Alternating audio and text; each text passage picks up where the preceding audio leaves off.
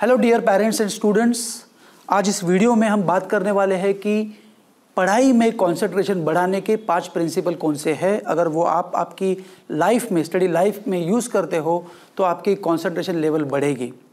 Actually क्या होता है कि बहुत से पेरेंट्स मुझे मिलते हैं और हमेशा एक ही बात कहते हैं कि मेरा लड़का या लड़की पढ़ाई में अच्छा है लेकिन वो कंसंट्रेशन नहीं करता है, वो एक जगह पर पढ़ाई करने के लिए ज़्यादा टाइम नहीं बैठता है, उसके कंसंट्रेशन का प्रॉब्लम है।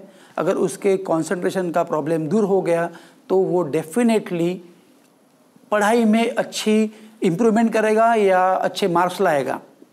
तो मेरा उन सभी पेरेंट्स से ये सवाल है कि क्या आपका बच्चा टीवी के सामने कंसंट्रेशन के साथ 1 या 2 घंटे कार्टून देखता है? क्या वो 1 या 2 घंटे बिना थके, बिना एक जगह से हिले मोबाइल पर गेम्स खेलता है या कंप्यूटर पे गेम्स खेलता है या ग्राउंड में कंसंट्रेशन से दोस्तों के साथ खेलता है? अगर इसका जवाब हाँ है तो आपके बच्चे का कंसंट्रेशन ये प्रॉब्लम ज़रा भी नहीं है। कंसंट्रेशन बढ़ाने के लिए आप सिर्फ इन 2 पॉइंट्स को फॉलो करो। फर्स्ट है अंडरस्टैंडिंग और सेकेंड है पावर आवर। अब देखते हैं फर्स्ट पॉइंट जो है अंडरस्टैंडिंग के बारे में। ब्रेन साइंटिस्ट कहते हैं कि जो कंसेप्ट हमें समझ में आती है, जो कंसेप्ट इजी हो या इंटरेस्टिंग हो या हम जो काम करने से एंजॉय करते हैं तो उसमें अपने आप कंसंट्रेशन बढ़ जाता है। जिन स्टूडेंट्स के मैथ्स के फॉर्मूले और लॉजिक बराबर होते हैं तो उन्हें मैथ्स इजी लगता है और उसमें उनका कंसंट्रेशन कुछ ज़्यादा ही अच्छा होता है। लेकिन जिन स्टूडेंट्स को मैथ्स के फॉर्मूले और लॉजिक बराबर समझ में नहीं आता है तो उन्हें मैथ्स बोरिंग लगता है और उसमें उनका इंटरेस्ट न होने की वजह से उनका कंसंट्रेशन ज़रा भी नहीं होता है और मैथ्स में उनके कम मार्क्स आते हैं।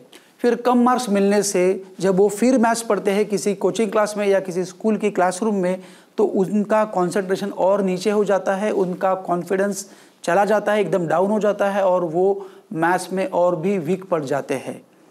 एज अ पेरेंट्स पहले आप ये सोचो कि जिस सब्जेक्ट में कंसंट्रेशन अच्छा नहीं है तो उसे वो सब्जेक्ट पिछले 3 या 4 साल से नहीं समझ रहा है या उस सब्जेक्ट में उसका इंटरेस्ट कम हो रहा है।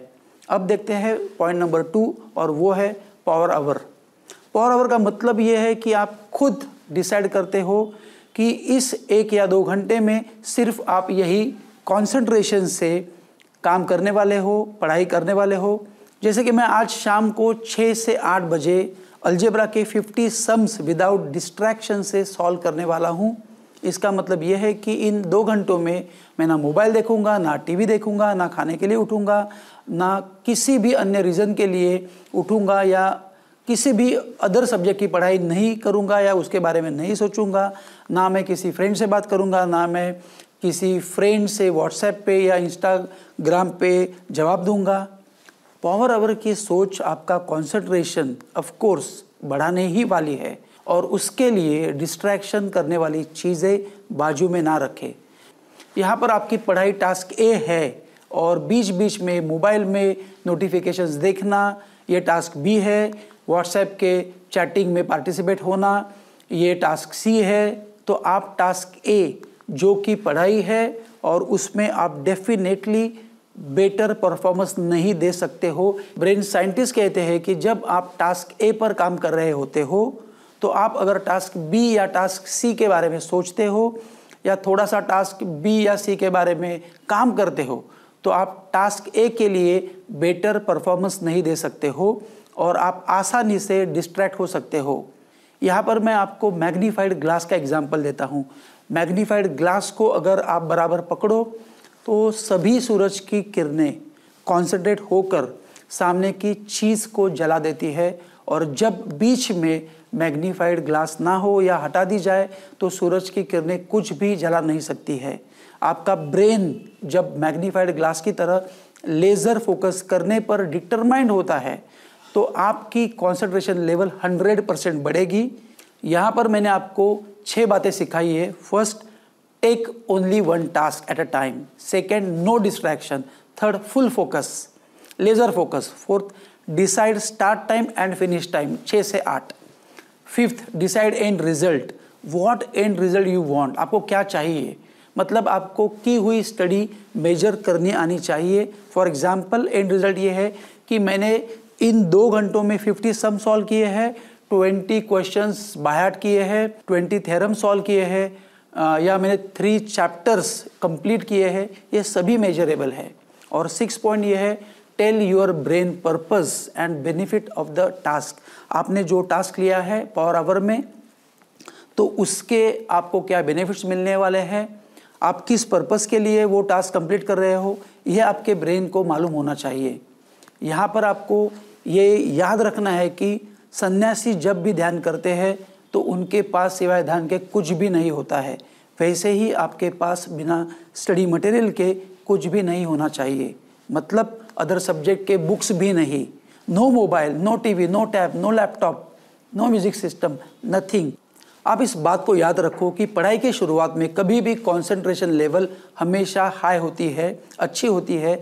तो आप 2 घंटे के बाद 15 या 20 मिनट का ब्रेक लेकर फिर आप अपनी पढ़ाई करने बैठ सकते हो, लेकिन इस दौरान सोशल मीडिया पर ना जाए, मतलब no Facebook, no WhatsApp, no Instagram, no mails, nothing.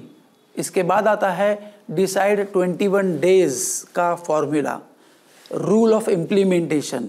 आप कैसे इस 21 डेज में इसे इम्प्लीमेंट करने वाले हो, मतलब इस वीडियो में आपको जो भी सिखाया गया है उसका इस्तेमाल आप कंटिन्यूअसली 21 दिन तक करो और फिर आपको रिजल्ट मिलेगा ही मिलेगा, ये मैं आपको गारंटी देता हूँ। मेरी पेरेंट्स से ये रिक्वेस्ट है, इस प्रोसेस में आपका रोल या पार्टिसिपेशन बहुत ही इम्पोर्टेंट साबित हो सकता है। आपको ये वीडियो कम से कम 3 या 4 बार देखना होगा और पॉज करके इसके ऊपर डिस्कस करना होगा। इसमें मैंने जो पॉइंट्स दिए हैं उसे भी डिस्कस करो, उसे लिखो और तब तक इम्प्लीमेंट करो जब तक कंसंट्रेशन आपकी हैबिट न बन जाए। तब तक आप सभी पेरेंट्स को और स्टूडेंट को मेरी तरफ से ऑल द बेस्ट।